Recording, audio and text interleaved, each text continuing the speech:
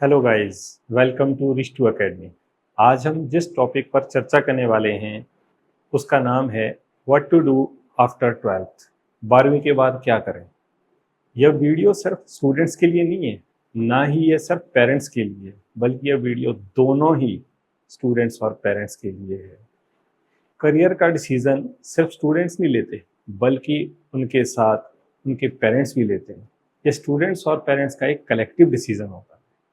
तो ये वीडियो देखने के बाद आप डिफरेंट फील्ड्स के बारे में अवेयर होंगे, वेरियस करियर ऑप्शंस और उनके स्कोप और उनके लिए जो ज़रूरी रिक्वायरमेंट्स है उसके बारे में आपको पता चलेगा। वीडियो एंड तक देखिए, बिल्कुल भी स्किप मत करिए, क्योंकि इस वीडियो से सिर्फ आपका भला नहीं होने वाला, बल्कि आपके जान पहचान के जो लोग हैं उनका भी भला हो सकता है। यह सिर्फ आपके करियर का सवाल नहीं है, बल्कि आपके चाहने वाले, आपके जानने वाले, उनके करियर का भी सवाल है। इसे देखने के बाद आप अपने इंटरेस्ट को आइडेंटिफाई कर पाएंगे और डिसाइड कर पाएंगे कि आपको 12th के बाद क्या करना है, कौन सा करियर चूज करना है। मैं आपको रियल वर्ल्ड इंसाइट्स दे रहा हूं और आपको ये बताने की कोशिश कर रहा हूं कि कैसे आप अपने फ्यूचर को ब्राइट बना सकते हैं अगर आप थोड़ा सा ध्यान दें कि करियर को किस डायरेक्शन में और कैसे लेकर जाएं। फ्यूचर में किस फील्ड में अपॉर्चुनिटीज़ बढ़ेंगी, ज़्यादा होंगी, आप अपने करियर को फ्यूचर ट्रेंड्स के अकॉर्डिंग प्लान कर सकते हैं। वीडियो देखने के बाद आपको अपनी पर्सनैलिटी, स्ट्रेंथ्स और वीकनेस का पता चलेगा। आपको ये आइडिया हो जाएगा कि किस करियर में आपकी स्किल्स और एबिलिटीज़ सूट करेंगी। तो बने रहिए हमारे साथ। वैसे तो हमारे पास 12 साल होते हैं जिसमें हम अपने आप को एक्सप्लोर करते हैं। हम स्पोर्ट्स खेलते हैं, सिंगिंग करते हैं, डांस करते हैं, डिबेट कंपटीशन में पार्टिसिपेट करते हैं। बहुत सारी ऐसी एक्टिविटीज़ हैं जो हम स्कूल टाइम में करते हैं। तो वहाँ से थोड़ा सा तो हमें कन्फर्म हो जाना चाहिए कि हमारा झुकाव किस तरफ है। अपने आप में थोड़ा सा झांकिए, आप देखिए ऐसा कौन सा काम है जो आपको काम नहीं लगता, बल्कि आप उसमें एंजॉय करते हैं, आपको लगता है कि यही करते रहें। तो कोशिश कीजिए कि अगर कोई ऐसा काम जिसमें आप इंजॉय करते हैं उसको प्रोफेशन बना सकें तो सबसे अच्छा है। तो 12th के बाद हमारे पास कौन कौन सी ऑप्शंस अवेलेबल हैं वो हम यहाँ देखेंगे। सबसे पहले हमारे पास है इंजीनियरिंग। इंजीनियरिंग में एलिजिबिलिटी आपकी पीसीएम है, यानी कि आपको पास फिजिक्स, केमिस्ट्री और मैथ्स होनी चाहिए। तो +2 में अगर हमारे पास फिजिक्स, केमिस्ट्री और मैथ्स हैं, यानी कि 12th में, तो हम बीई और बीटेक कर सकते हैं। 4 साल का कोर्स है ये, इसमें हम ग्रेजुएट बनते हैं, डिग्री कोर्स है ये। और बीई और बीटेक में थोड़ा सा डिफरेंस है, आज की डेट में ऑलमोस्ट बीटेक ही है। और थोड़ा सा जो डिफरेंस है वो यहाँ देख लेते हैं कि बीई में जो स्टडी है आपकी वो थ्योरेटिकल होती है, और बीटेक में आपकी जो स्टडी है वो प्रैक्टिकल अप्रोच वाली होती है। सेकेंडली, बीई में आप कंसेप्ट्स पढ़ते हैं, प्रिंसिपल पढ़ते हैं, जबकि बीटेक में आप उन्हीं प्रिंसिपल्स की प्रैक्टिकल एप्लीकेशंस देखते हैं। वो जो प्रिंसिपल्स हैं, वो जो थ्योरीज हैं, वो रियल लाइफ में कहाँ अप्लाई होती है वो हम बीटेक में देखते हैं। इतना सा डिफरेंस है, कोई ज़्यादा नहीं है।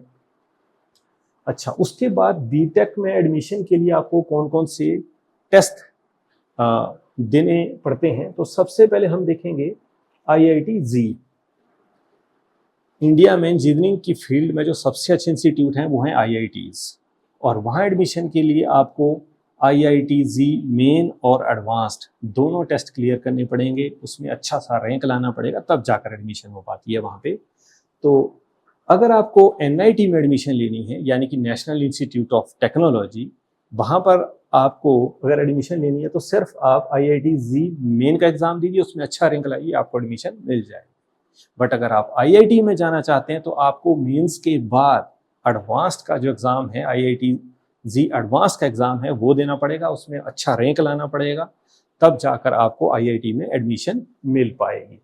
इसके अलावा जो और एंट्रेंस टेस्ट है वो है विटसेट, यानी कि Birla institute of technology and science, उनके एक अपना टेस्ट होता है, प्राइवेट कॉलेज है ये, बहुत बढ़िया है। और उसके बाद है वीआईटी ट्रिपल, यानी कि वेलोर इंस्टीट्यूट ऑफ टेक्नोलॉजी, ये भी बीटेक के लिए अपना एंट्रेंस टेस्ट लेते हैं। उसके बाद है CUET, that is common university entrance test, यानी कि सेंट्रल यूनिवर्सिटी जितनी भी इंडिया में हैं वहाँ पर बीटेक के लिए ये एग्ज़ाम होता है। अगर आप इसको क्लियर करते हैं, अच्छे मार्क्स आते हैं, तो सेंट्रल यूनिवर्सिटी में आपकी एडमिशन हो जाती है। सेंट्रल यूनिवर्सिटी की थोड़ी सी खासियत ये है कि यहाँ पर जो फ़ी होती है वो काफ़ी नॉमिनल होती है, और कॉलेजेस के कंपैरिजन में मैं कहूँ तो काफ़ी नॉमिनल सी फ़ी होती है इनकी। तो ये एंट्रेंस टेस्ट आप दे सकते हैं। हालांकि आज की डेट में सेंट्रल यूनिवर्सिटी में जो एडमिशन्स हो रही हैं बीटेक में, वो जी के स्कोर के आधार पे भी हो रही हैं, और जो CUET का एंट्रेंस टेस्ट होता है उसके आधार पे भी हो रही हैं। तो कुछ यूनिवर्सिटी जो हैं वो जी के स्कोर पे बीटेक एडमिशन करवा रही हैं, और कुछ अपने CUET के स्कोर के आधार पे बीटेक में एडमिशन करवा रही हैं। हम बीटेक किस किस सब्जेक्ट्स में कर सकते हैं, किस किस ट्रेड में कर सकते हैं, आपके पास कौन कौन से डोमेन्स हो सकते हैं, वो हम देखेंगे। तो सबसे पहले मैं बात कर रहा हूँ AI and data science. AI means artificial intelligence. आजकल तो ज़माना इसका है, आप देखते भी होंगे आज की डेट में डेटा साइंस और AI का ज़माना है लगभग। इसमें आप बीटेक कर सकते हैं। Next is CSE, that is computer science and engineering. उसके बाद है IT, that is information technology. इसमें भी ऑलमोस्ट डेटा का मैनिपुलेशन ही होता है। उसके बाद EC, electronics and communication engineering. Next is EEE, that is electrical and electronics engineering. Next is EE, that is electrical engineering. उसके बाद आपकी सिविल इंजीनियरिंग है। सिविल इंजीनियरिंग में आप देखते हैं कंस्ट्रक्शंस, बिल्डिंग की, ब्रिजेस की, वो जो सारी कंस्ट्रक्शंस करते हैं वो सिविल इंजीनियर्स करते हैं। उसके बाद ऑटोमोबाइल इंजीनियरिंग। ऑटोमोबाइल इंजीनियरिंग का लेना देना ज़्यादातर व्हीकल से है। व्हीकल का डिज़ाइन है, कंस्ट्रक्शन है, उनकी माइलेज है, उनकी मैन्युफैक्चरिंग है, वो सारा आप ऑटोमोबाइल इंजीनियरिंग में देखते हैं। और mechanical engineering, yes, mechanical engineering का सबसे ज़्यादा लेना देना जो है वो मशीन से है। हालांकि ये काफ़ी वास्ट फील्ड है, जितनी भी इंजीनियरिंग की फील्ड है वो उनको लगभग कहीं ना कहीं जो मैकेनिकल है वो टच करती ही करती है। उसके बाद देखेंगे chemical engineering, that is study of, एक तरीके से केमिकल्स हैं वो, चाहे इंडस्ट्रियल केमिकल्स हो या फिर आपके और केमिकल्स हो, उसकी स्टडी हम इसमें करते हैं। Next is aeronautical engineering. Aeronautical engineering is simply the study of aircrafts, यानी कि अर्थ के एटमॉस्फेयर के अंदर जो एयरक्राफ्ट हमारे फ्लाई करते हैं उनकी स्टडी एरोनॉटिकल इंजीनियरिंग में आती है। और उसके बाद है एरोस्पेस इंजीनियरिंग। एरोस्पेस इंजीनियरिंग में हम एयरक्राफ्ट और स्पेसक्राफ्ट दोनों की स्टडी करते हैं, यानी कि जो अर्थ के एटमॉस्फेयर के अंदर फ्लाई करते हैं उनकी भी, और जो अर्थ के एटमॉस्फेयर से बाहर स्पेस में जो ट्रैवल करते हैं उनकी भी हम स्टडी करते हैं। दैट इज एरोस्पेस इंजीनियरिंग, इसमें दोनों की हम स्टडी करते हैं। Next is marine engineering. Marine engineering के अंदर हम देखते हैं शिप्स की स्टडी, शिप्स का डिज़ाइन हो, कंस्ट्रक्शंस हो, उनकी फिजिबिलिटी हो, वो सारा कुछ हम मरीन इंजीनियरिंग में देखते हैं। उसके बाद है बायोटेक्नोलॉजी। यस, बायोलॉजी के अंदर technology, that is biotechnology. Simply अगर आज देखते होंगे आप, जेनेटिकली मॉडिफाइड क्रॉप्स जो हैं वो काफ़ी ज़्यादा आज की डेट में आ गई हैं। अगर आप देखेंगे ब्रिंजल होते थे पहले, वायलेट कलर के आते थे, आज की डेट में वो ग्रीन कलर के भी आ रहे हैं, वाइट कलर के भी आ रहे हैं। तो बड़ा सारा बायोटेक्नोलॉजी में डेवलपमेंट हो रही है आज की डेट में। एग्रीकल्चर इंजीनियरिंग, एग्रीकल्चर से related. Next is textile engineering. Yes, textile में आपका जो क्लॉथ्स है, एपरल्स है, वो सारा कुछ आ जाता है। Next is mining engineering. Yes, there is a school of mines, यानी कि इंडियन स्कूल ऑफ माइंस है धनबाद में, तो वहाँ पर बीटेक होती है माइनिंग इंजीनियरिंग में। Next is ceramic engineering. जैसे हमारी टाइल्स वगैरह होती हैं, टाइल्स है हमारा, सीमेंट वगैरह हो गया, फायर ब्रिक्स वगैरह हो गई, फायर क्लेज वगैरह हो गई, उसकी स्टडी जो है वो सिरेमिक्स के अंदर आती है। उसके बाद industrial engineering, yes, simply the study of industries, industry का सेटअप है, मैन्युफैक्चरिंग है, वो इंडस्ट्रियल इंजीनियरिंग में आ जाता है। Next is environmental engineering, and after that there is metallurgical engineering. Yes, metallurgical engineering का मतलब कि आप मेटल्स के बारे में पढ़ते हैं, मेटल्स की एक्सकेवेशन कैसे होती है, एक्सट्रैक्शन कैसे होती है, रिफाइनिंग प्रोसेसेस कैसे होते हैं, और उनके ऊपर आगे जाकर कौन कौन से प्रोसेसेस होते हैं, जैसे अलॉइंग वगैरह है, वो सारा कुछ आपका मेटलर्जिकल इंजीनियरिंग में आता है। तो ये ट्रेड मेन से ट्रेड है जो मैंने यहाँ पर लिस्ट आउट किए हैं। इसके अलावा और भी काफ़ी सारे ट्रेड्स हैं जिनमें आप बीटेक कर सकते हैं। आप अपना इंटरेस्ट देखिए कि आपको किस चीज़ में इंटरेस्ट है, और उससे रिलेटेड जो ब्रांच है वो देखिए, तो उसमें आप बीटेक कर सकते हैं। इस बार बीटेक के लिए लगभग 12 लाख स्टूडेंट्स ने आईआईटी जी का एग्ज़ाम दिया था।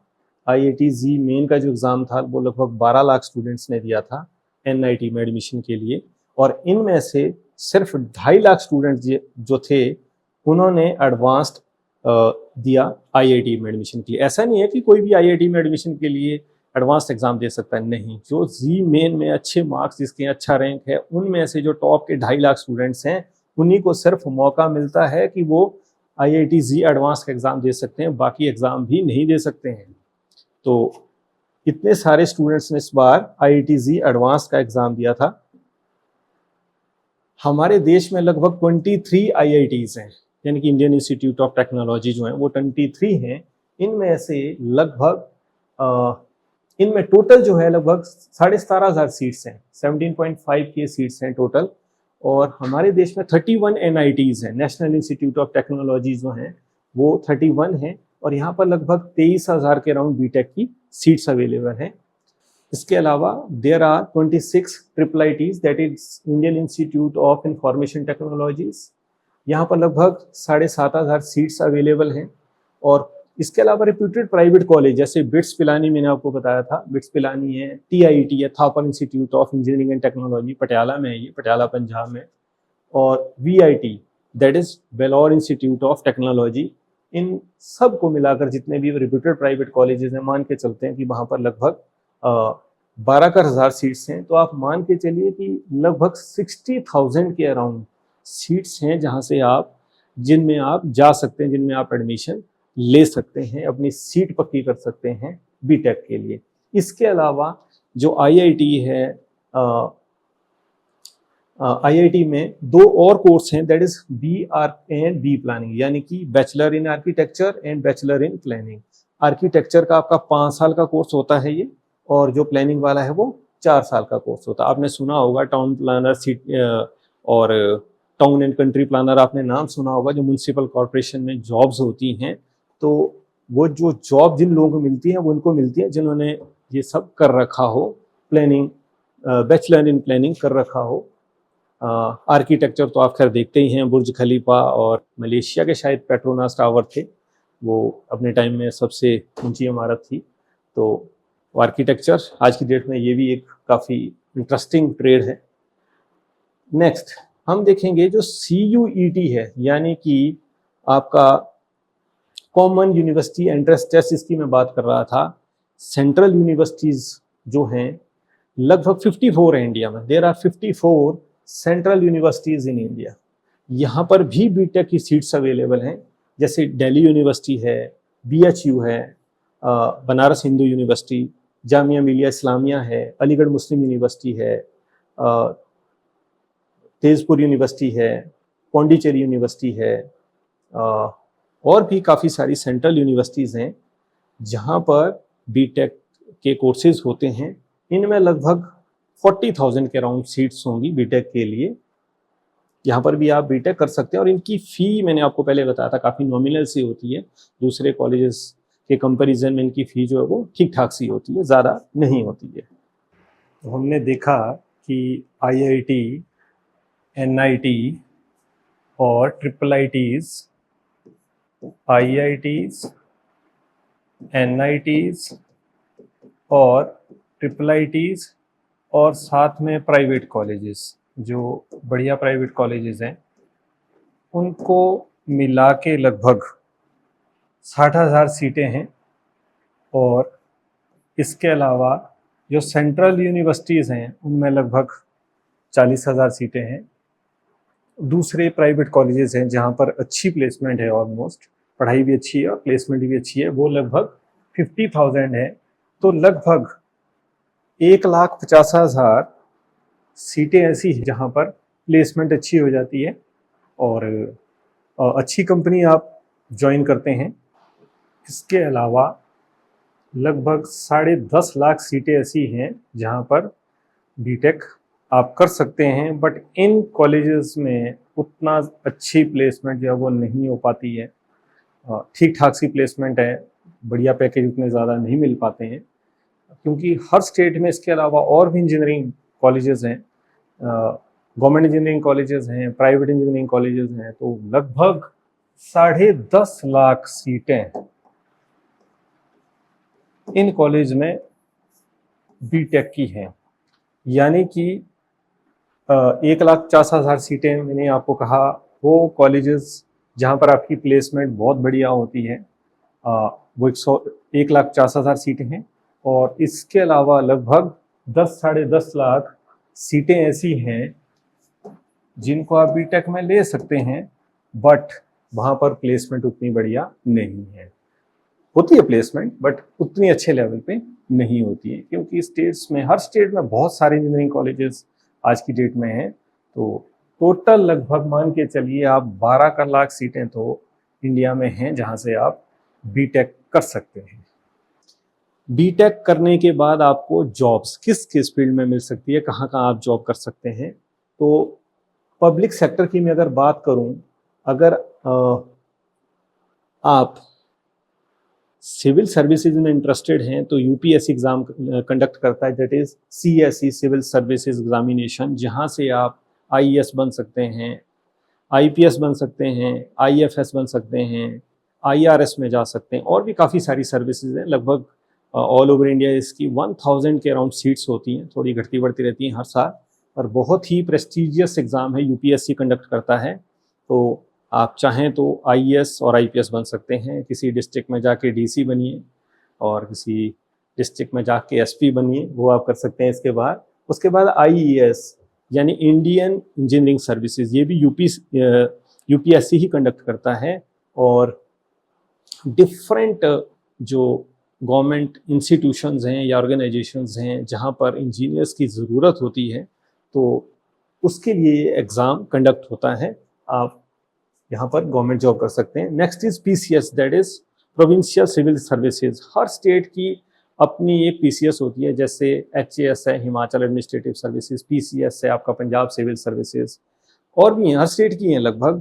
तो अगर आप इसको क्रैक कर देते हैं पीसीएस को, तो आप बन सकते हैं एसडीएम। पीसीएस क्रैक करने के बाद आपकी जो बड़ी पोजीशन होती है वो एसडीएम की होती है। और आईएएस के लिए आपको खैर सीएसई करना पड़ेगा, सिविल सर्विसेज एग्जामिनेशन देना पड़ेगा। इसके अलावा आप जॉब कर सकते हैं पीएसयूज में, यानी कि पब्लिक सेक्टर अंडरटेकिंग्स। ये एक तरीके से गवर्नमेंट की कंपनीज होती हैं, गवर्नमेंट की ऑर्गेनाइजेशंस होती हैं, जिनका काम जो है वो सर्विसेज के साथ साथ प्रॉफिट कमाना भी होता है। तो इसमें जैसे बेल है, Bharat heavy electricals limited, ONGC oil and natural gas commission, BPCL Bharat petroleum corporation limited, SAIL steel authority of India limited, NTPC national thermal power corporation, यहाँ पर भी आप गवर्नमेंट जॉब कर सकते हैं। इनके जनरली ये गेट के थ्रू जॉब मिल जाती है। यहाँ पे GATE means graduate aptitude test in engineering. जब आप बीटेक कर लेते हैं उसके बाद आप एक टेस्ट दे सकते हैं, दैट इज गेट।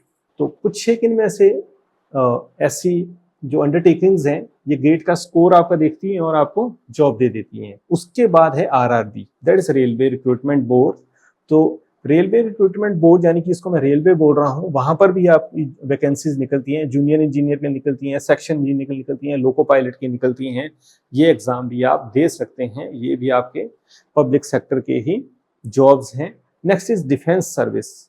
यस, आप बीटेक के बाद सीडीएस का एग्जाम भी दे सकते हैं, that is combined defence services. CDS का एग्जाम दे सकते हैं, और सीडीएस के थ्रू आप जा सकते हैं नेवी में, आर्मी में जा सकते हैं, एयरफोर्स में जा सकते हैं।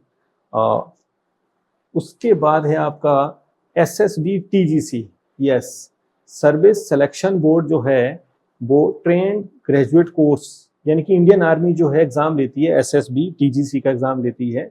और जो भी आर्मी में टेक्निकल एंट्री होती है इंजीनियर्स के लिए, जो जिन्होंने बीटेक कर रखी है, तो उसके लिए एग्ज़ाम है हमारा service selection board, trained graduate course, और इंडियन आर्मी इसको लेती है। और आपकी ट्रेनिंग होती है ऑफिसर्स ट्रेनिंग एकेडमी चेन्नई, यहाँ पर आपकी ट्रेनिंग होती है टेक्निकल एंट्री के लिए, ये एग्ज़ाम होता है।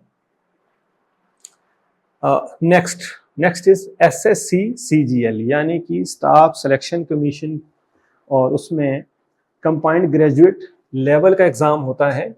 यहाँ पर भी आप जॉब कर सकते हैं। यहाँ पर ASO,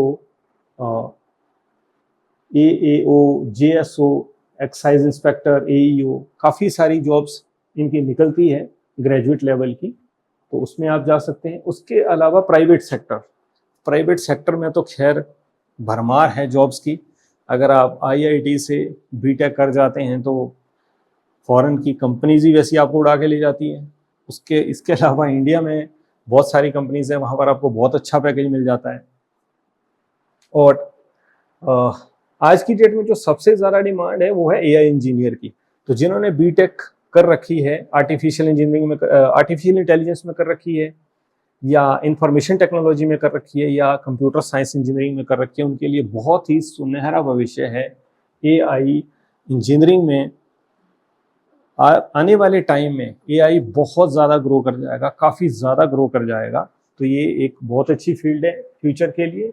दूसरा है डेटा साइंटिस्ट। यस, जिन्होंने BTech कर रखी है या BSc कर रखी है डेटा साइंस में, उनके लिए डेटा साइंटिस्ट की जो जॉब है, प्राइवेट जॉब, वो काफ़ी अच्छा पैकेज इसमें मिल जाता है। और डेटा साइंटिस्ट का काम होता है बिजनेस को थोड़ा सा और आगे ले जाना और ऊपर ले जाना, नेक्स्ट लेवल पे बिजनेस को स्केल अप करवाना, उसके लिए डेटा साइंटिस्ट होते हैं। Next is cyber security analyst.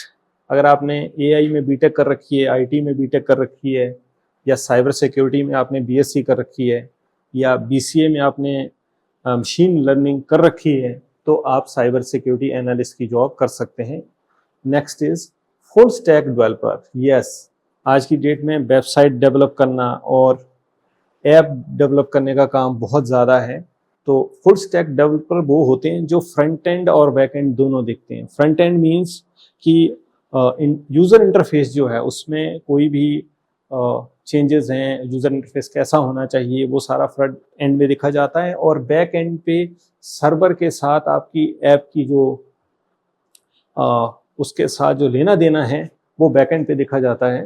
तो फुल स्टैक डेवलपर वो होते हैं जो फ्रंट एंड और बैक एंड दोनों देख लेते हैं, उसमें वो माहिर होते हैं। ये जॉब्स भी आजकल काफ़ी चल रही हैं। यानी कि किसको मिलेगी? BTech जिन्होंने CSE में कर रखी है, कंप्यूटर साइंस इंजीनियरिंग में जिन्होंने BTech कर रखी है, उनको ये ज़्यादातर जॉब्स मिल जाती हैं। जिनको प्रोग्रामिंग लैंग्वेजेस जो हैं वो आती हों, डेटाबेस और कैशिंग जिनको आता हो, तो उसके लिए जॉब्स हैं। So this was all about engineering courses, entrance test, jobs in engineering. अगर आपको हमारी वीडियो पसंद आ रही है तो प्लीज़ इसे शेयर करें, लाइक करें, सब्सक्राइब करें। और नेक्स्ट वीडियो आप किस टॉपिक पे चाहते हैं, इनमें से किसी डोमेन पे या ब्रांच पे चाहते हैं तो प्लीज़ कमेंट करें। तो अब बात करते हैं, अगर हमने 12th में फिज़िक्स, केमिस्ट्री और बायोलॉजी ले रखी है, यानी कि हमारे पास मेडिकल है, तो हम आगे जाकर क्या कर सकते हैं? तो सबसे पहले हम मेडिसिन परस्यू कर सकते हैं, जिसमें लगभग 4 से 5.5 साल का टाइम लग जाता है। कुछ डिग्री 4 साल की हैं, कुछ 5 और 5.5 साल की हैं। और इसके लिए एंट्रेंस टेस्ट आपको नीट का टेस्ट देना पड़ता है, that is national eligibility cum entrance test. और दूसरा आप एम्स का टेस्ट दे सकते हैं, all India institute of medical sciences, ये टेस्ट दे सकते हैं। और जिपमर, ये भी आप टेस्ट दे सकते हैं, पौंडीचेरी में इंस्टीट्यूट है जहाँ पर MBBS के लिए आप ये एग्ज़ाम दे सकते हैं। इसके बाद नीट का जब आप एग्ज़ाम देते हैं तो आपको एडमिशन है वो स्टेट मेडिकल कॉलेजेस में आपको एडमिशन मिल जाएगी। MBBS में एडमिशन ले सकते हैं आप, that is bachelor of medicine and bachelor of surgery. Allopathic medicine की बात कर रहा हूँ मैं। MBBS में आप एडमिशन ले सकते हैं। 5.5 ईयर का कोर्स है, 4.5 साल आपको सब्जेक्ट्स पढ़ने पड़ेंगे, एग्ज़ाम देने पड़ेंगे, और लास्ट में लगभग 1 साल आपको कंपल्सरी रोटेटरी इंटर्नशिप जो है वो पूरी करनी पड़ेगी।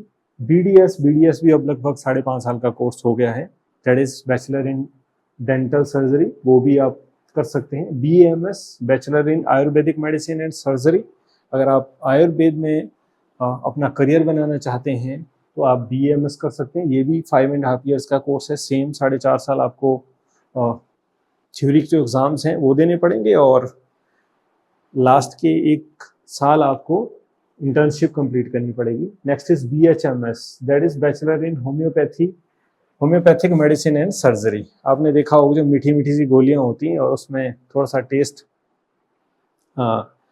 इथेनॉल का भी रहता है, आपको ऐसा लगता होगा। तो दैट इज होम्योपैथिक मेडिसिन, इसमें भी आप अपना करियर बना सकते हैं। Next is BVSC, that is bachelor in veterinary medicine and animal husbandry. ये भी 5.5 साल का कोर्स अब हो गया है। इसमें भी सेम वही 4.5 साल आप पेपर दो, सेमेस्टर वाइज पेपर दो, या जैसे MBBS में तो खैर प्रॉप वाइज पेपर है, 1.5 साल का एक प्रॉप होता है।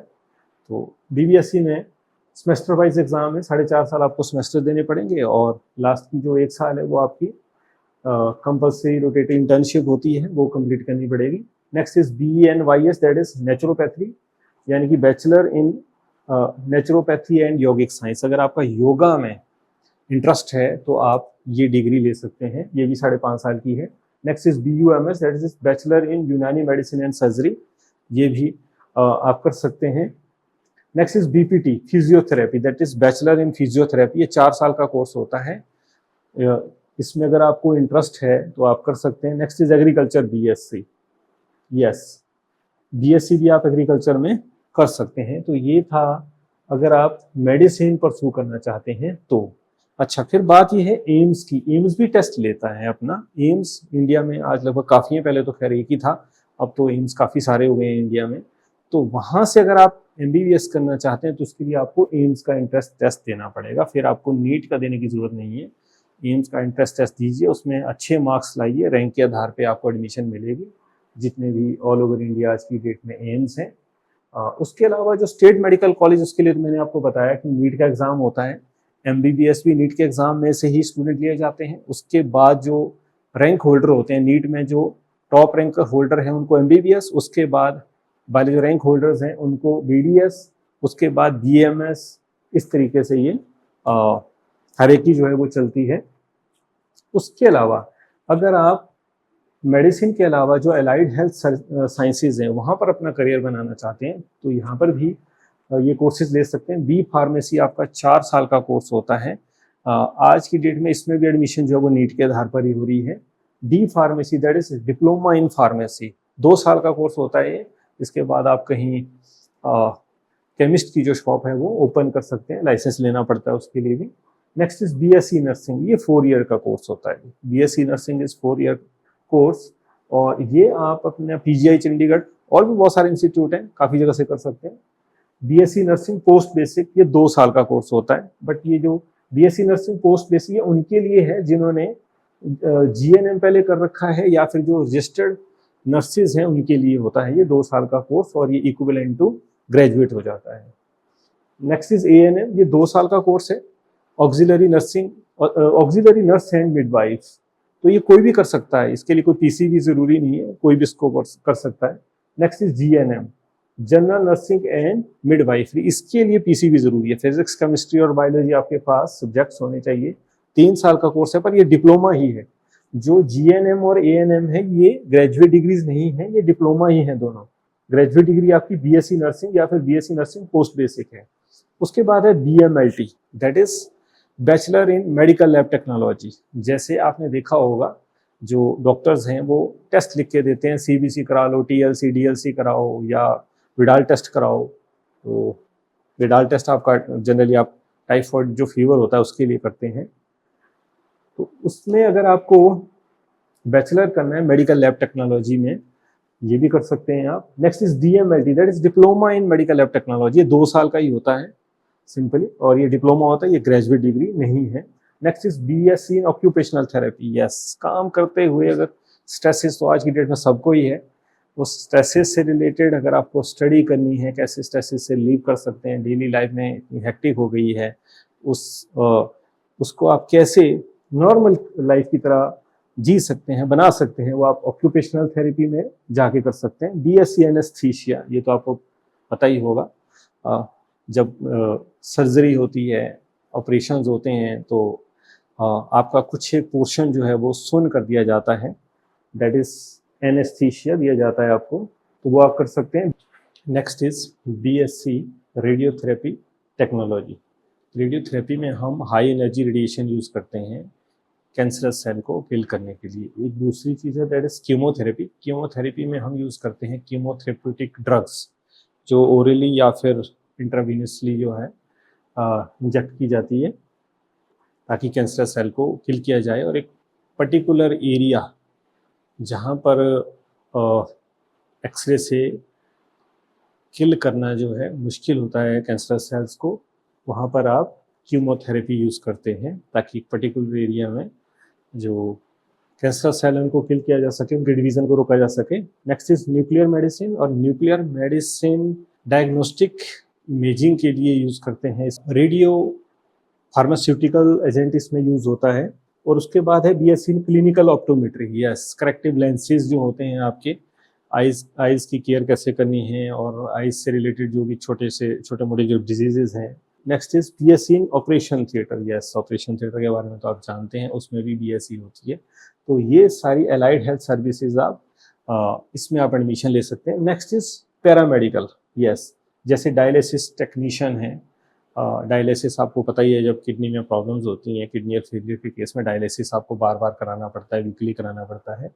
तो डायलिसिस टेक्नीशियन वो कोर्स आप कर सकते हैं। ये छोटे छोटे कोर्स होते हैं, 1.5 साल के कोर्स होते हैं। ईसीजी टेक्नीशियन है, दैट इज इलेक्ट्रोकार्डियोग्राफ या इलेक्ट्रोकार्डियोग्राम, उसको चलाने वाला जो that is technician. X ray technician हो सकता है, ये कोर्स आप ले सकते हैं। ओटी टेक्नीशियन यानी कि ऑपरेशन थिएटर टेक्नीशियन जो है, ये छोटे मोटे कोर्स जो हैं ये भी आप कर सकते हैं अगर आपके पास फिजिक्स, केमिस्ट्री और बायोलॉजी है तो ये था हमारा मेडिकल वाला सेक्शन। अगर आपके पास पीसीबी है और आप मेडिसिन में करियर बनाना चाहते हैं और इससे रिलेटेड जो जॉब्स हैं वो आपको हॉस्पिटल की जॉब्स मोस्टली मिलेंगी।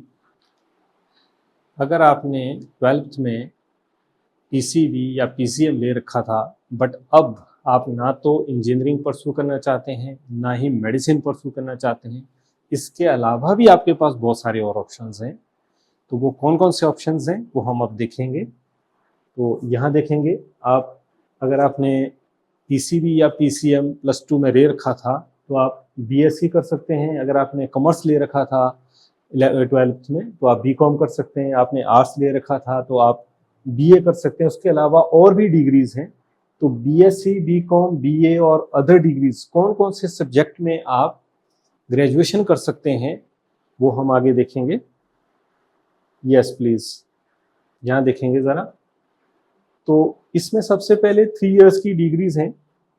अगर मेरे पास पीसीएम या पीसीबी था 12th में तो मैं क्या क्या कर सकता हूँ, बीएससी किस में कर सकता हूँ।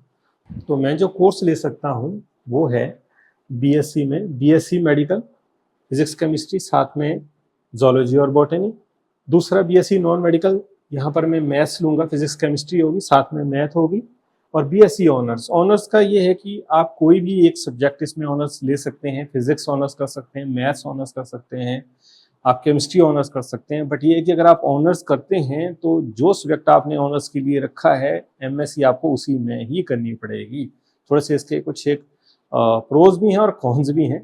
तो अगर आप श्योर हैं कि आगे आप जाकर आपने एमएससी करनी है फिजिक्स में तो आप फिजिक्स ऑनर्स ले लीजिए। अगर आपको है कि मैंने केमिस्ट्री में एमएससी करनी है तो आप बीएससी में केमिस्ट्री ऑनर्स ले सकते हैं, दैट इज बीएससी ऑनर्स। उसके अलावा आर्टिफिशियल इंटेलिजेंस, यस, आज की डेट में आप आर्टिफिशियल इंटेलिजेंस में बीएससी कर सकते हैं। कुछ एक कॉलेजेस ऐसे हैं जो आर्टिफिशियल इंटेलिजेंस में आपको बीएससी करवाते हैं। अगर आप बीटेक नहीं कर सकते आर्टिफिशियल इंटेलिजेंस में तो ये तो ज़रूर करिए।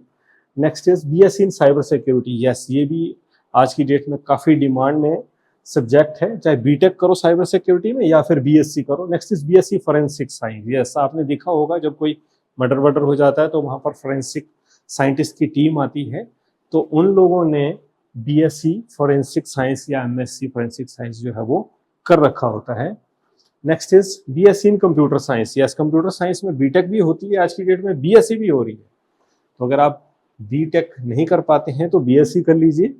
Next is BSc biotechnology. Yes, biotechnology में भी बीएससी हो जाती है, तो आप इस फील्ड में भी कर सकते हैं बीएससी। बीएससी फूड टेक्नोलॉजी में हो रही है।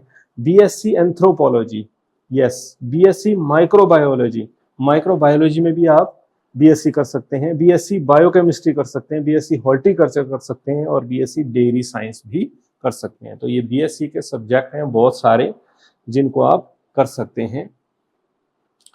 उसके अलावा एक और चीज़ आपसे डिस्कस करनी थी कि कुछ लोग बीटेक प्रेफर कर रहे हैं पर कुछ लोग आज की डेट में बीएससी प्रेफर कर रहे हैं। तो बीटेक की जाए या फिर सेंट्रल यूनिवर्सिटीज़ जो हैं वहाँ से बीएससी की जाए, इसके लिए मैं बाद में डिस्कस करूँगा कि दोनों में क्या डिफरेंसेस हैं और कौन सा सही है। वैसे तो दोनों अपनी अपनी जगह हैं बट फिर भी बाद में डिस्कस करूँगा। Next is BA. आप चाहें तो अगर आपने 12th में आर्ट्स रखा था तो आगे आप बीए कर सकते हैं, किसी नॉर्मल कॉलेज से कर सकते हैं। मैं रिकमेंड करूँगा कि अगर आप सेंट्रल यूनिवर्सिटीज़ से ये कोर्सेज कर सकते हैं तो वो ज़्यादा बढ़िया है।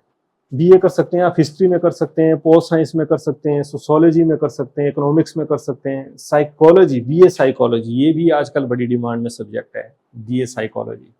क्योंकि आज की जो भागम भाग वाली ज़िंदगी है, बहुत पेस के साथ हम चल रहे हैं, वक्त नहीं है किसी चीज़ के लिए, तो जिसकी वजह से टेंशन, डिप्रेशन, कई सारी ऐसी मेंटल हेल्थ से जुड़ी हुई बीमारियां हैं जो जिनसे हम ऑलमोस्ट सभी घिरे हुए हैं। तो साइकोलॉजी जो है वो भी एक अच्छा ऑप्शन है आज की डेट में। Next is BA journalism. Yes, journalism आप कर सकते हैं। जर्नलिज्म करने के बाद आप एंकर, रिपोर्टर या फिर न्यूज़ प्रेजेंटर, आरजे वगैरह बन सकते हैं। तो जर्नलिज्म के लिए भी काफ़ी अच्छे अच्छे कॉलेजेस हैं जिनमें Indian institute of mass communication है, उसका काफ़ी नाम है इस फील्ड में। वो मेरे ख्याल से Indian institute of mass communication जो है वो बीए इन मास कम्युनिकेशन भी कराता है, बीए इन जर्नलिज्म भी है और बीए इन मास कम्युनिकेशन भी है। Next is BA linguistics. Yes, languages आप ले सकते हैं, उसमें ग्रेजुएशन कर सकते हैं। बीए फिलॉसफी ये ले सकते हैं। ज़िंदगी में अगर आप ज़्यादा ही उलझन है आपको और आप ज़िंदगी की उलझन को थोड़ा सा समझाना चाहते हैं कि है क्या ये दुनियादारी, electron, proton, geography, medicine, MRI, PET scan, financial institutions, CA, सब कुछ थोड़ा सा आप लाइफ को एडजस्ट करना चाहते हैं तो थोड़ा सा फिलॉसफी ज़रूर पढ़िए। BA fine arts. Yes, fine arts में आप ग्रेजुएशन कर सकते हैं जिसमें आप स्कल्पचर, पेंटिंग वगैरह ये सारा कर सकते हैं। BA library science. Yes, library science में आप ग्रेजुएशन कर सकते हैं। उसके बाद आप एज ए लाइब्रेरियन की जॉब के लिए एग्ज़ाम दे सकते हैं। उसके बाद है अगर आपने 12th में कॉमर्स रखा था, अगर आपने 12th में कॉमर्स रखा था तो आप बीकॉम कर सकते हैं। साथ ही साथ जिन्होंने 12th में पीसीबी या पीसीएम रखा था वो लोग भी बीकॉम कर सकते हैं। यानी कि जिसने 12th में फिजिक्स केमिस्ट्री मैथ और फिजिक्स केमिस्ट्री बायो रखी थी वो भी बीकॉम कर सकते हैं। बीकॉम आप रेगुलर बीकॉम जो है वो कर सकते हैं। बीकॉम इकोनॉमिक्स होती है, बीकॉम ऑनर्स भी हो जाती है। ऑनर्स की कोई सब्जेक्ट पकड़ लो आप, स्टैट्स हो गया, अकाउंटेंसी होगी, उसमें आप ऑनर्स कर सकते हैं। बीकॉम कंप्यूटर में भी कर सकते हैं। बीकॉम बैंक मैनेजमेंट में भी आप बीकॉम कर सकते हैं, that is bachelor of commerce. B Com आप फाइनेंस में कर सकते हैं। बीकॉम आप बैंकिंग एंड इंश्योरेंस में कर सकते हैं। बीकॉम आप मार्केटिंग में कर सकते हैं और बीकॉम आप टैक्सेशन में कर सकते हैं। बीकॉम आप स्टैटिस्टिक्स में कर सकते हैं और अकाउंटिंग में भी आप बीकॉम कर सकते हैं। तो इनमें से आप देख लीजिए, थोड़ा सा गूगल कर लीजिए कि कौन से सब्जेक्ट में आपका इंटरेस्ट है, वो अपने आप में देखिए, थोड़ा सा उसको गूगल कर लीजिए, तो इसमें आप बीकॉम कर सकते हैं। उसके बाद कुछ और डिग्रीज भी हैं जैसे BJ that is bachelor in journalism. मैंने आपको पहले नाम बताया था, IIMC, Indian institute of mass communication, ये बीजे भी कराता है और बीए इन मास कम्युनिकेशन भी कराता है ये। Next is BHM that is bachelor in hotel management. Yes, hotel management का भी काफ़ी अच्छा स्कोप है आज की डेट में। Next is BBA that is tourism and travel, यानी कि बैचलर इन बिजनेस एडमिनिस्ट्रेशन, वो आपकी टूरिज्म और ट्रैवल में भी हो रही है ये आज की डेट में, ये भी काफ़ी मशहूर है और काफ़ी सारी जॉब्स है इसमें। BTA that is bachelor in tourism administration, इसमें भी जॉब्स है। आप देखते होंगे आज की डेट में यात्रा.com है, मेकमाईट्रिप.com है, दुनिया भर की ऐसी ऐप्स हैं, दुनिया भर की ऐसी कंपनीज हैं जो टूरिज्म में डील करती हैं, तो वहाँ पर आप जॉब ले सकते हैं। BTTM tourism and travel management. उसके बाद BCA that is computer application, इसमें आप थोड़ा सा जो मशीन लैंग्वेज हैं वो सीखते हैं, जो बीसीए की मैं बात बता रहा हूँ, सॉफ्टवेयर सीखते हैं आप और थोड़ा सा लैंग्वेजेस सीखते हैं। तो कुछ 6 कंप्यूटर की जो जॉब्स हैं वो आप बीसीए करके भी ले सकते हैं। BBM that is bachelor in business management, BFM bachelor in finance and management, BMS that is bachelor in management studies और BAF that is bachelor in accounts and finance. इसमें भी आप बैचलर डिग्रीज ले सकते हैं। कुछ और डिग्रीज थी जो रूटीन से हटके हैं। अच्छा, उसके बाद अगर आप देखेंगे तो हम ड्यूल डिग्रीज भी ले सकते हैं। अगर आप देखेंगे हम ड्यूल डिग्रीज भी ले सकते हैं जो 4 से 5 साल की होती हैं, जैसे कि बीए बीएड।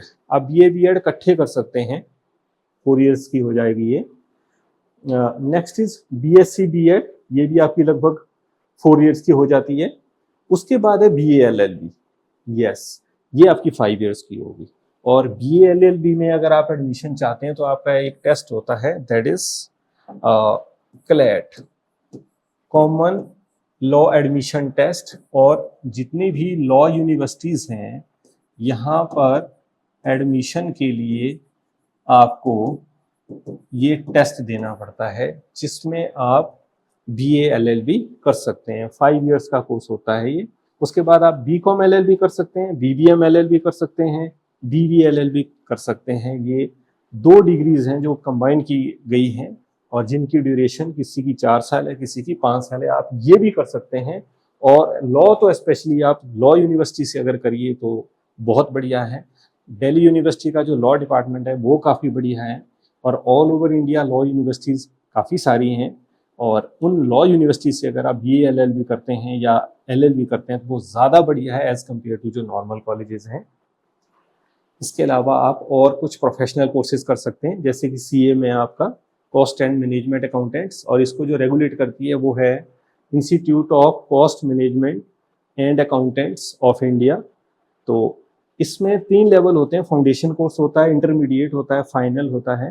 तो सबसे पहले आप 12th के बाद आप फाउंडेशन में एडमिशन ले सकते हैं। तो 3 ईयर का लगभग ये कोर्स होता है और आप इंडस्ट्री में जा सकते हैं जहाँ पर आप कॉस्ट को कैसे मैनेज करना है। उसके बाद है आपका CS that is company secretary, ये भी 3 ईयर का कोर्स है आपका और इसको रेगुलेट जो करता है वो है institute of company secretary of India. यहाँ पर 12th के बाद आप जा सकते हैं और इसके लिए एग्जाम होता है, सी सेट का एग्जाम होता है, वो आपको पहले क्लियर करना पड़ेगा, उसमें अच्छा रैंक होना चाहिए आपका। और इसमें भी 3 लेवल होते हैं, पहले फाउंडेशन करते हैं आप, उसके बाद एग्जीक्यूटिव करते हैं, फिर आप प्रोफेशनल करते हैं। ये भी 3 ईयर का कोर्स है। काफ़ी सारे लोग इसमें जाते हैं और जितनी भी बड़ी बड़ी नामी गिरामी कंपनियां हैं उनमें जो सेक्रेटरी होते हैं तो वो सारा कुछ देखते हैं, चाहे वो कंपनी के रूल्स हों या लॉज हों या रेगुलेशंस हों, वो कंप्लाई हो रहे हैं या नहीं हो रहे हैं, ये उनका काम होता है। तो ये भी बहुत अच्छा कोर्स है। उसके बाद है CA that is chartered accountant. आपने देखा होगा जितनी भी इंडस्ट्रीज हैं उनको सीए से ऑडिट कराना पड़ता है, सीए के उसमें साइन होते हैं। तो ये थोड़ा सा मुश्किल ज़रूर है, 5 ईयर का कोर्स होता है, लगभग 4.5-5 साल लग जाते हैं इसमें। और इसमें भी सबसे पहले फाउंडेशन होता है, 12th के बाद फाउंडेशन कोर्स करना पड़ता है, फिर आप इंटरमीडिएट कोर्स में एडमिशन लेते हैं और उसके बाद आपको लगभग 3 ईयर की आर्टिकलशिप ट्रेनिंग लेनी पड़ती है। आपको 3 साल ट्रेनिंग लेनी पड़ेगी। जो ऑलरेडी सेटल्ड कंपनीज हैं उनके सीए के साथ आपको ट्रेनिंग लेनी पड़ती है, फिर जाके आप फाइनल का एग्जाम दे पाते हैं। तो लगभग इसमें 5 साल लग जाते हैं। तो ये थे अदर प्रोफेशनल कोर्सेज। अगर आप 12th के बाद ना तो इंजीनियरिंग करना चाहते हैं, ना मेडिसिन में अपना करियर परस्यू करना चाहते हैं और ना ही किसी कॉलेज में बीएससी बीए बीकॉम या एलएलबी करना चाहते हैं, सीए वगैरह कुछ नहीं करना चाहते, बल्कि आप 12th के बाद कोई जॉब करना चाहते हैं, चाहे वो पब्लिक सेक्टर की हो या प्राइवेट सेक्टर की हो, तो अगर आप जॉब करना चाहते हैं उसके लिए मैंने यहाँ पर 2 पोर्शन में इसको डिवाइड किया हुआ है, एक पब्लिक सेक्टर और एक प्राइवेट सेक्टर।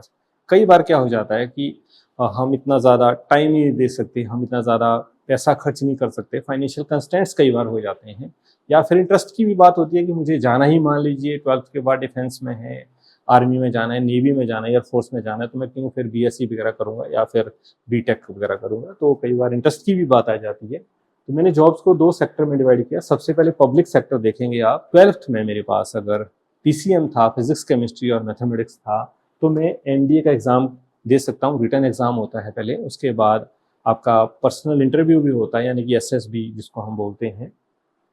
एनडीए का एग्ज़ाम अगर आप क्रैक करते हैं तो आप आर्मी में जा सकते हैं, नेवी में जा सकते हैं, एयरफोर्स में जा सकते हैं। इनमें जो जब आपकी सिलेक्शन हो जाती है एनडीए में, फाइनल सिलेक्शन हो जाती है, रिटर्न आपका हो जाता है, पर्सनल वगैरह भी आपका हो जाता है और आप फाइनली सिलेक्ट कर लिए जाते हैं एनडीए के लिए, आपकी जो 3 इयर्स की स्टडी है वो लगभग सेम होती है। और ये स्टडी होती है आपकी, that is national defence academy Khadakwasla, Pune के नज़दीक है ये, जहाँ पर आपकी 3 इयर्स की स्टडी लगभग सेम होती है। वो चाहे एयरफोर्स हो, चाहे आपकी नेवी हो या फिर आपकी आर्मी हो, इनमें से आपने किसी में भी जाना हो, 3 ईयर की स्टडी आपकी एनडीए में ही होती है, नेशनल डिफेंस एकेडमी खड़कवासला में ही होती है, जो पुणे में है। और उसके बाद 1 ईयर के लिए आपको जिस ट्रेड में आप जाना चाहते हैं या कुछ और भी क्राइटेरिया होता है, वो फिर आपको वहाँ भेज दिया जाता है। जैसे कि 3 ईयर आपका एनडीए में ही, नेशनल डिफेंस एकेडमी में ही निकलेंगे, और 1 ईयर जो है आपका, ये 1 ईयर अगर आप आर्मी में जाना चाहते हैं तो आप IMA, Indian military academy Dehradun, वहाँ पर आप आएंगे लास्ट 1 ईयर के लिए। और अगर आप नेवी में जा रहे हैं तो आपको Indian naval academy, that is Ezhimala, Kerala में है ये, वहाँ पर आपकी 1 ईयर की ट्रेनिंग होएगी। और अगर आप एयरफोर्स में जा रहे हैं इसके बाद, तो आपकी जो ट्रेनिंग है वो Indian air force academy, that is in Hyderabad, तो हैदराबाद, वहाँ पर आपकी 1 साल की ट्रेनिंग होगी। पर 3 साल की ट्रेनिंग है वो सिमिलर है सबकी, बट लास्ट के जो 1 और 1.5 ईयर है वो सबकी अलग अलग जगह होती है। जिस फील्ड में आपको फाइनली सिलेक्ट किया गया है उसके अकॉर्डिंग आपको वहाँ जाना पड़ता है, वहाँ पर आपको ट्रेनिंग करनी पड़ती है। और इस दौरान आपको डिग्री भी मिलती है। जब आप एनडीए में जाते हैं तो आपकी 3 साल की तो पहले पढ़ाई ही होती है, और जो डिग्री आपको मिलती है वो आपको बीएससी मिल सकती है और बीए भी आपको मिल सकती है, साथ ही साथ आपको बीटेक भी मिल सकती है।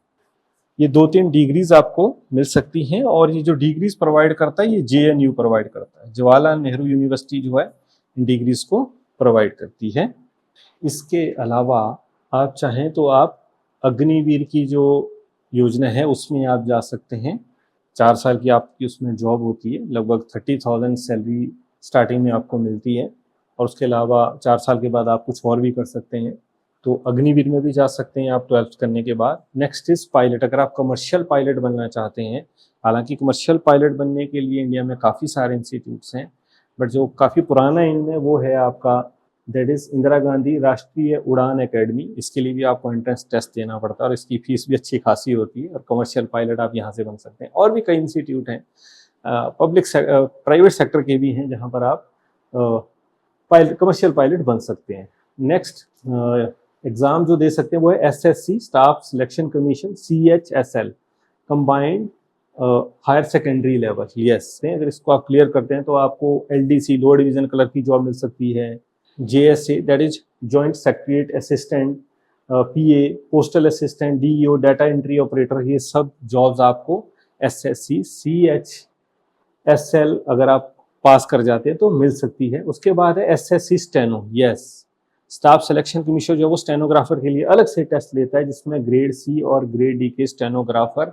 आप बन सकते हैं, बट इसके लिए आपको शॉर्ट हैंड और टाइपिंग जो है वो अच्छी आनी चाहिए, और वर्ड लिमिट भी होती है, उसमें आपका परफॉर्मेंस काफ़ी बढ़िया होना चाहिए। उसके बाद है SSC MTS, that is staff selection commission multitask staff. Yes, कई तरह के काम होते हैं, तो उसके लिए भी ग्रेड C के लिए आप अप्लाई कर सकते हैं, ये जॉब आप कर सकते हैं। उसके बाद है RRB NTPC clerk. Yes, railway recruitment board, यानी कि रेलवे के अंदर आप क्लर्क बन सकते हैं, that is non technical popular category, NTPC हम इसको कह देते हैं, नॉन टेक्निकल पॉपुलर कैटेगरी। इसमें आप क्लर्क की जॉब कर सकते हैं, टेस्ट देना पड़ेगा आपको। उसके बाद है RRB group D। Yes, railway recruitment board में ग्रुप D की जॉब्स होती हैं, यानी कि ग्रुप C से थोड़ी सी और नीचे, जिनका लेवल थोड़ा सा और नीचे होता है, वो जॉब्स भी आप कर सकते हैं, उसके लिए अप्लाई कर सकते हैं। Next is Indian coast guard. Yes, army का जो काम है वो अपनी जो बॉर्डर्स हैं उनको सिक्योर करना है, और जो कोस्ट गार्ड का काम है वो एक तरीके से रेस्क्यू का काम है। रेस्क्यू और एनवायरनमेंट से रिलेटेड जो है वो इंडियन कोस्ट गार्ड देखता है। बीएसएफ में आप जा सकते हैं, बॉर्डर सिक्योरिटी फोर्स। सीआईएसएफ में आप जा सकते हैं, central industrial security force. CRPF, central reserve police force, उसमें जा सकते हैं। पुलिस कांस्टेबल, जितने भी स्टेट्स हैं सब जगह पुलिस की भर्ती होती है। हर स्टेट में आप शुरुआत में जो जॉब है पुलिस की, पुलिस कांस्टेबल से शुरू होती है, तो वहाँ से आप जॉब स्टार्ट कर सकते हैं। इसके लिए आपको फिजिकल एग्जामिनेशन वो भी आपको पास करना होता है, रिटन एग्जाम भी पास करना होता है, रेस वगैरह होती है इसमें, वो आपको सारा करना पड़ता है। उसमें अगर आप क्लियर कर जाते हैं तो आप पुलिस कांस्टेबल की जॉब कर सकते हैं। Next is forest guard. Yes, forest guard exam भी 12th के बाद होता है, उसको आप क्लियर कर सकते हैं और फॉरेस्ट गार्ड की जॉब मिल सकती है आपको। पोस्टमैन, यस, पोस्टमैन की जॉब भी कर सकते हैं। एलआईसी एजेंट बन सकते हैं, एलआईसी के असिस्टेंट बन सकते हैं। आपने देखा होगा जो एलआईसी एजेंट हैं वो तो अपना बिल्कुल इंडिपेंडेंटली काम करते हैं और अब जितनी भी पॉलिसीज करते हैं उसको उनका परसेंटेज है वो मिलता है। हाँ, जो एलआईसी असिस्टेंट की जॉब है वो एक तरीके से जो एलआईसी का ऑफिस होता है उसके अंदर की जॉब होती है। उसके बाद एफसीआई असिस्टेंट है, that is food corporation of India assistant, वहां पर आप जॉब कर सकते हैं as an assistant. MC clerks and other, yes, municipal corporation, जितने भी सिटीज हैं, म्युनिसिपल कॉर्पोरेशंस है या म्युनिसिपल काउंसिल्स हैं, वहाँ पर क्लर्क की जॉब के लिए आप अप्लाई कर सकते हैं। और भी छोटी कई सारी जॉब्स होती हैं वहाँ पर कॉर्पोरेशन के ऑफिस के अंदर, वो उसके लिए आप अप्लाई कर सकते हैं। IBPS clerk, that is, yes, ये एक ऑर्गेनाइजेशन है जो पब्लिक सेक्टर के बैंक्स हैं या प्राइवेट सेक्टर के बैंक हैं या फिर जो फाइनेंशियल इंस्टीट्यूशन है वहाँ पर जो क्लर्क की भर्ती है वो करवाती है। उसके बाद जेबीटी और एंड अदर टीचर्स, यस, आप 12th के बाद जेबीटी जूनियर बेसिक टीचर या फिर और जो एलिमेंट्री टीचर्स वगैरह हो गए या और जो टीचर्स की जॉब हैं जो प्राइमरी स्कूल या फिर किंडरगार्टन स्कूल की जो टीचर्स होती हैं उसके लिए आप अप्लाई कर सकते हैं आफ्टर 12th। तो ये पब्लिक सेक्टर की जॉब्स थी। इसके बाद देखेंगे आप प्राइवेट सेक्टर। प्राइवेट सेक्टर में आप कौन कौन सी जॉब कर सकते हैं आफ्टर 12th। हालांकि कोई जाना तो नहीं चाहता बट कई बार मजबूरियां हो जाती हैं कि आप 12th के बाद आगे नहीं पढ़ पाते हैं और आपको मजबूरी है कि आपको जॉब करनी पड़ रही है, तो आप कौन कौन सी जॉब कर सकते हैं आफ्टर 12th प्राइवेट सेक्टर में। सबसे पहले कॉल सेंटर एंड बीपीओ, यानी कि कॉल सेंटर में आप कॉलिंग की जॉब होती है वो आप कर सकते हैं। बिजनेस प्रोसेस आउटसोर्सिंग, ये भी ऑलमोस्ट कॉल सेंटर की तरह ही जॉब होती है। Next is customer service executive, yes, different जितने भी कंपनीज हैं, जितने भी बड़े बड़े ऑफिसेज हैं, वहाँ पर कस्टमर को हैंडल करने के लिए जो लोग होते हैं उनको हम कस्टमर सर्विस एग्जीक्यूटिव कहते हैं, वो जॉब कर सकते हैं। Next is data entry operator, yes, DEO जिसको हम कहते हैं, डेटा को कंप्यूटर में फीड करना है, वो जॉब कर सकते हैं। कस्टमर रिलेशनशिप मैनेजर, ये बैंक्स में भी कई जगह जॉब मिल जाती है आपको। Next is retail store manager, yes, जितने भी डिपार्टमेंटल स्टोर्स हैं बड़े बड़े जैसे कि वॉलमार्ट वगैरह है वहाँ पर आप जॉब कर सकते हैं। नेक्स्ट इज ऑफिस असिस्टेंट, किसी भी ऑफिस में आप एज एन असिस्टेंट काम कर सकते हैं। रिसेप्शनिस्ट काम कर सकते हैं होटल्स में, आप हॉस्पिटल्स में, जितने भी बड़े बड़े ऑफिस है, बड़ी बड़ी कंपनियों के ऑफिस हैं, वहाँ पर आप एज ए रिसेप्शनिस्ट जॉब कर सकते हैं। टेलीकॉलर का काम कर सकते हैं, आप टेलीकॉलर की जॉब कर सकते हैं। जूनियर एसोसिएट इन बैंक्स, बैंक में जो जूनियर एसोसिएट हैं उसकी जॉब कर सकते हैं। Cabin crew, yes, air hostess या फिर कैबिन क्रू, उसकी जॉब कर सकते हैं। क्योंकि जो चाहे वो आपका बोर्डिंग हो या डिसएम्बार्किंग हो उसके लिए एयर हॉस्टेस होती हैं, साथ में और स्टाफ भी होता है, तो वो कैबिन क्रू में ही आता है। उसको हम हॉस्टेस, एयर हॉस्टेस खाली नहीं कहते, कैबिन क्रू कह देते हैं। वो जॉब आप कर सकते हैं। हॉस्पिटैलिटी स्टाफ, उसमें आप जॉब कर सकते हैं। कंटेंट राइटर आप बन सकते हैं, यस, वैसे कंटेंट राइटर का काम आज की डेट में चैट जीपीटी ने काफ़ी कम कर लिया है, क्योंकि चैट जीपीटी से आप कुछ भी पूछो बहुत ज़्यादा सटीक आंसर देता है, तो पर बन सकते हैं। इंश्योरेंस एजेंट बन सकते हैं आप।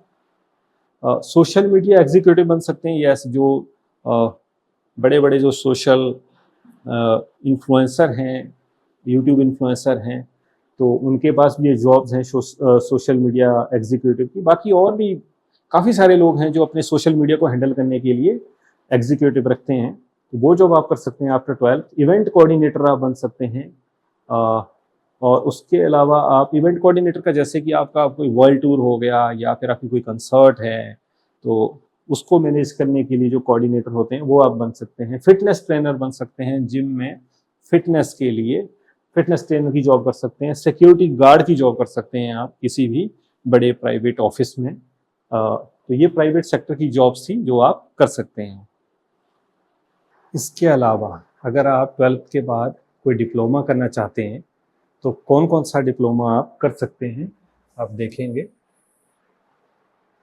डिप्लोमा कोर्सेज में सबसे पहले अगर आप मैनेजमेंट का कोई डिप्लोमा करना चाहते हैं, जैसे कि फाइनेंस में कर सकते हैं, इवेंट मैनेजमेंट में कर सकते हैं, होटल मैनेजमेंट में कर सकते हैं, साल 2 साल के डिप्लोमे होते हैं, आप इनको कर सकते हैं। या फिर डिज़ाइनिंग में कर सकते हैं, कैसे, फैशन डिज़ाइनिंग में आप कोई डिप्लोमा कर सकते हैं। इंटीरियर डिज़ाइनिंग आप समझते होंगे, अंदर से जो रूम की एस्थेटिक्स जो है उसको मेंटेन कैसे किया जाए, कैसे उसको और बढ़िया किया जाए, वो इंटीरियर डिज़ाइनिंग में आपका जाता है। ज्वेलरी डिज़ाइनिंग में यस, उसमें आप डिप्लोमा कर सकते हैं। इसके अलावा आप और भी डिप्लोमा कर सकते हैं, जैसे कि फॉरेन लैंग्वेजेस में आप डिप्लोमा कर सकते हैं, फायर सेफ्टी में आप डिप्लोमा कर सकते हैं, जर्नलिज्म में आप कोई साल 2 साल का डिप्लोमा कर सकते हैं, होम साइंस में डिप्लोमा कर सकते हैं, टूरिज़्म का कोई डिप्लोमा कर सकते हैं, रूरल डेवलपमेंट का कोई डिप्लोमा कर सकते हैं, और होटल मैनेजमेंट का भी कोई डिप्लोमा कर सकते हैं। इसके अलावा अगर आप फिल्म मेकिंग की तरफ जाना चाहते हैं तो आप फिल्म डायरेक्शन का डिप्लोमा कर सकते हैं, और स्क्रीन राइटिंग का डिप्लोमा कर सकते हैं, जैसे कि जावेद अख्तर और सलीम साहब ने शोले फिल्म लिखी थी, तो आप भी कोई ऐसी बड़ी अच्छी फिल्म लिख सकते हैं, दैट इज स्क्रीन राइटिंग। उसके बाद सिनेमेटोग्राफी आप कर सकते हैं, वीडियोग्राफी का डिप्लोमा आप कर सकते हैं, साउंड डिज़ाइनर का डिप्लोमा कर सकते हैं। आप आज देखते होंगे ऑटो ट्यूनिंग का ज़माना आ गया है, आप गाना थोड़ा सा नीचे ऊपर भी अगर गा लेते हैं तो जो ऑटो ट्यूनिंग है वो उसको ठीक कर लेता है, उसको सेट सा कर लेता है। तो साउंड डिज़ाइनर का डिप्लोमा कर सकते हैं, एडिटिंग का डिप्लोमा कर सकते हैं, यस, वीडियो एडिटिंग का डिप्लोमा कर सकते हैं। आज की डेट में VFX इफ़ेक्ट्स का ज़माना है, तो एडिटिंग आप सीख सकते हैं, उसका डिप्लोमा कहीं से कर सकते हैं। Next is action, yes, action director आप बन सकते हैं, एक्शन का डिप्लोमा ले सकते हैं कि कैसे आपको फिल्म्स में या फिर सीरियल्स में आपको एक्शन सीक्वेंस शूट करने हैं, उसके लिए आप डिप्लोमा कर सकते हैं। तो ये था आपका डिप्लोमा कोर्सेज, 12th के बाद आप कौन कौन से डिप्लोमा कर सकते हैं। Thank you, thanks for watching.